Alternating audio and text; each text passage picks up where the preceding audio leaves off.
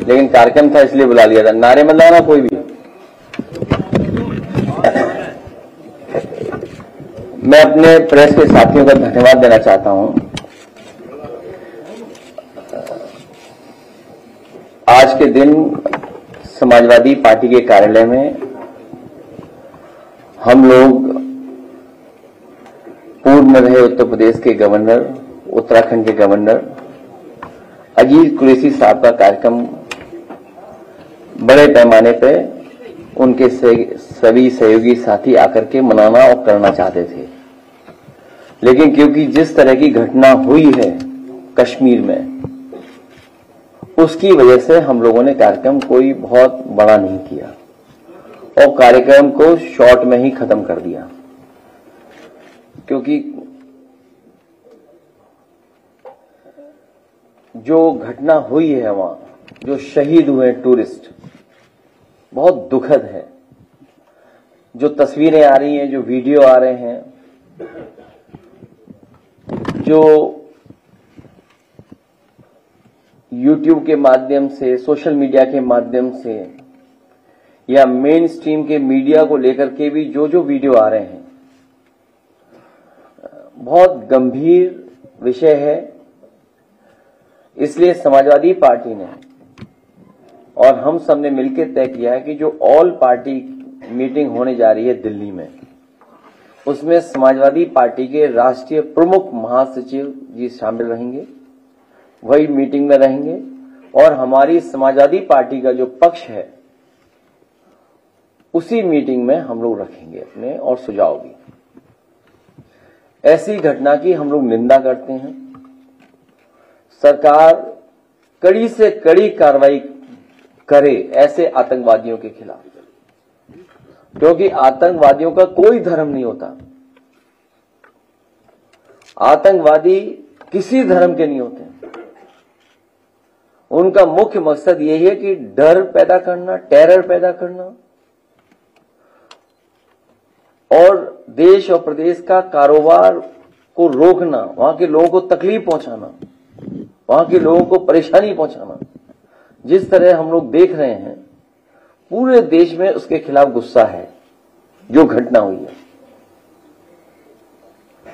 हम अपनी पार्टी की तरफ से राष्ट्रीय प्रमुख महासचिव आदरणीय रामगोपाल यादव जी, वो ऑल पार्टी मीटिंग में समाजवादी पार्टी की तरफ से जो सुझाव होंगे उस मीटिंग में रखेंगे।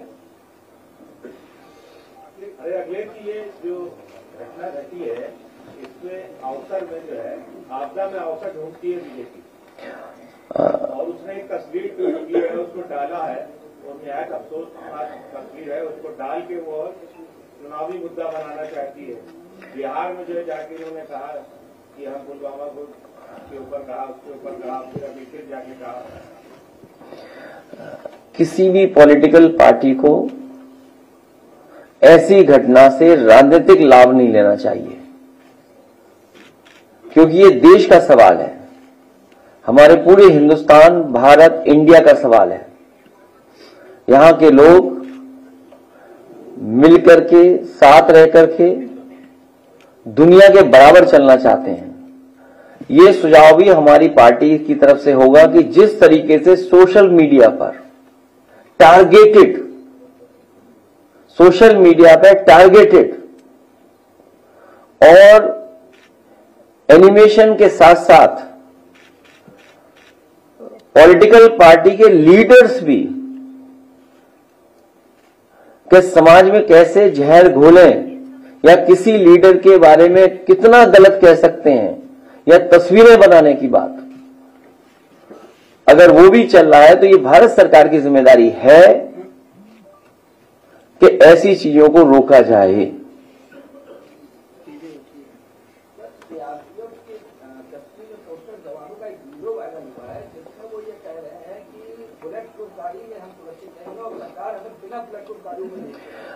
बहुत से विषय इसमें आएंगे, बहुत सी चीजें हम और आप लोग सोशल मीडिया पे देख रहे हैं। ये दिल्ली की सरकार, उनकी जिम्मेदारी है कि किसी भी तरह की फेक न्यूज या किसी तरह की वो न्यूज जो हमारी सिक्योरिटी को थ्रेट पहुंचाता हो, चाहे वो हमारी इंटरनल सिक्योरिटी हो, चाहे हमारी बॉर्डर सिक्योरिटी हो, उन सिक्योरिटी को कोई भी किसी तरह से अगर ठेस पहुंचाता है या उसके बारे में कोई गलत जानकारी देता है तो ये केंद्र सरकार की या सरकार की जिम्मेदारी बनती है कि इस तरह की चीजें नेटवर्क के थ्रू ना आ पाए, सोशल मीडिया पे फ्लोट ना कर पाए।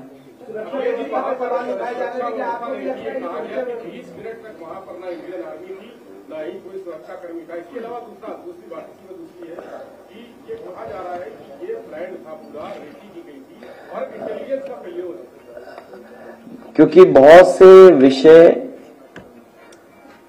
बहुत सी बातें जिस समय घटना हुई उसके बाद मैंने अपनी पार्टी की तरफ से पूरी जो मैं कह सकता था, जो मेरी जानकारी थी या जो मेरा पक्ष था, वो मैंने बाकायदा प्रेस नोट के माध्यम से आप तक पहुंचाया था। वो सब बातें जो आप पूछ रहे हो वो उस प्रेस के नोट के माध्यम से आप तक पहुंची हैं। जो सवाल आप पूछ रहे हैं वो उसके अंदर जवाब है, क्योंकि उस समय ऑल पार्टी मीटिंग नहीं बुलाई गई थी, इसलिए एज ए पॉलिटिकल पार्टी हम लोगों को अपना पक्ष रखना था। उस समय हम लोगों ने जानकारी दी थी। अब क्योंकि मीटिंग होगी, ऑल पार्टी मीटिंग में हम अपने सुझाव देंगे, इसीलिए मैंने कहा कि ये जो सवाल उठ रहे हैं या हम लोगों को और जानकारी जो मिल रही है उन सबको हम लोग ऑल पार्टी मीटिंग में रखेंगे।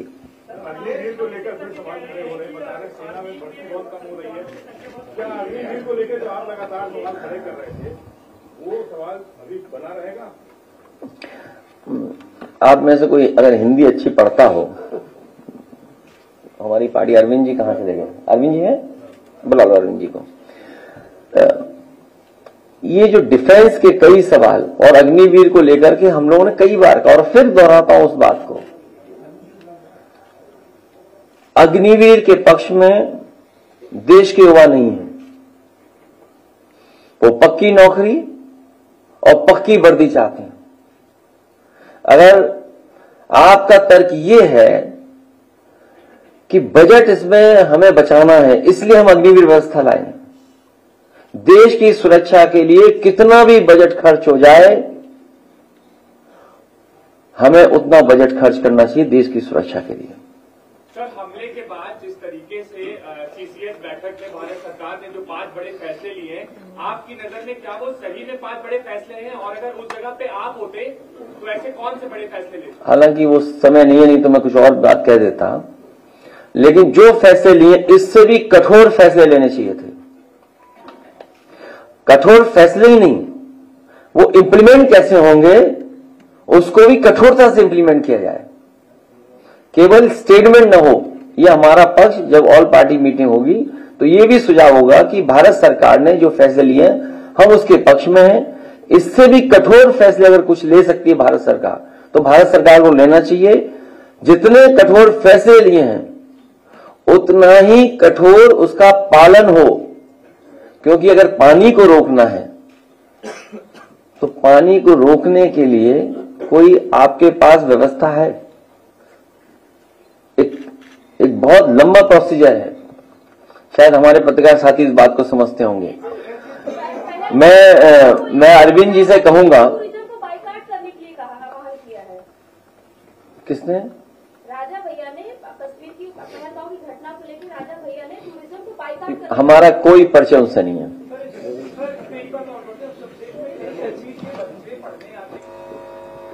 आप भी जानते हो बीजेपी क्या चाहती है। बीजेपी अपना हर स्तर पे किसी न किसी घटना से राजनीति करती है। अभी समय नहीं है, अभी 15 दिन 1 महीने बाद जब राजनीति की बात होगी तो जरूर करेंगे इस विषय पे।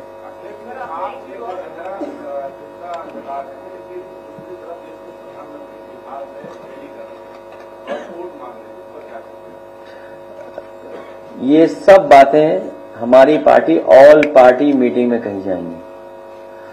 अब इतना पढ़ के सुना दिया, उसके बाद भी नहीं पता लग रहा तुम्हें, अब मैं क्या करूं इसके लिए? कमाल है भाई पत्रकार भाइयों।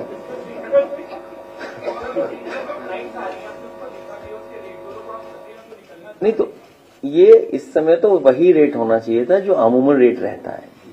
तो यही तो है कि आप जब सबसे ज्यादा जरूरत है लोगों को बाहर निकलने की या वो घर पहुंचना चाहते हैं तो एयरलाइंस भी बताइए महंगा कर रहे हैं, तो ये तो भारत सरकार है, या फिर प्राइवेटाइज किया भारत सरकार ने, इसकी वजह से महंगी टिकट खरीदनी पड़ रही है। उसको कोई कंट्रोल ही नहीं है। नहीं, अगर सरकार कंट्रोल बता देगी नहीं है तो इसका मतलब प्राइवेट हाथों में दे दिया सब कुछ, तो वो तो मुनाफा कमाएंगे ही।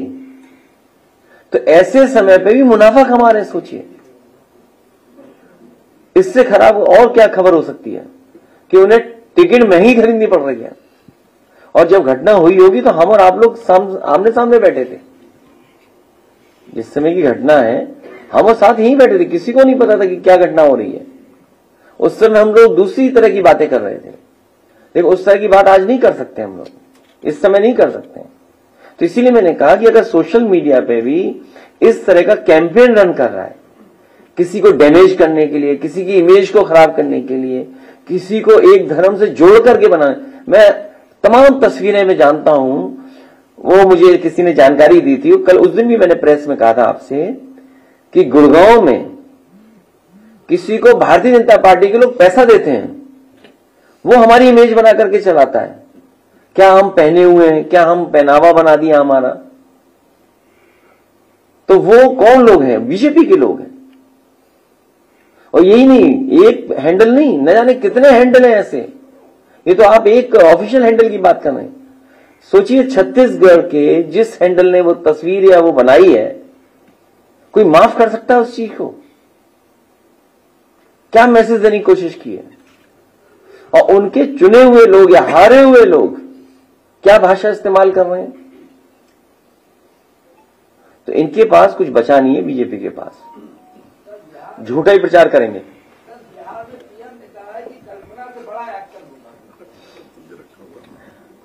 सरकार उनकी है, हम लोग तो चाहते हैं कि टेररिज्म बिल्कुल समाप्त हो जाए। हम लोगों तो उम्मीद और बढ़ी थी जब नोटबंदी का फैसला हुआ था, उससे भी ज्यादा उम्मीद तब बढ़ी थी जब 370 हट रहा था, और उससे भी ज्यादा उम्मीद इसलिए बढ़ी कि सब कुछ अपॉइंटमेंट उन्हीं के हैं, हर फैसला मनमर्जी से लिया गया है। जो फैसले वहां हुए हैं भारतीय जनता पार्टी ने अपनी मनमर्जी से लिए हैं, उसके बावजूद भी इतने लोग शहीद हो जाएं, इतने टूरिस्ट शहीद हो जाएं, इससे ज्यादा दुखद घटना कोई नहीं हो सकती। और जिन्होंने अपने परिवार के सदस्यों को खोया है, अब वो कभी वापस नहीं आएंगे। वो खो दिया तो अब हमारे से वो दूर चले गए। तो इसका जवाब भारतीय जनता पार्टी के पास नहीं है। सर, बंगाल में एक वीडियो सामने आया,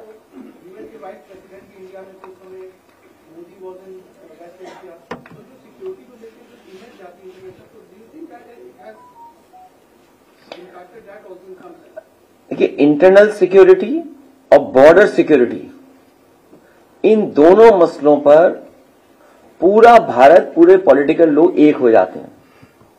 टेररिस्ट का सवाल हो, पूरा देश सरकार के साथ खड़ा होता है।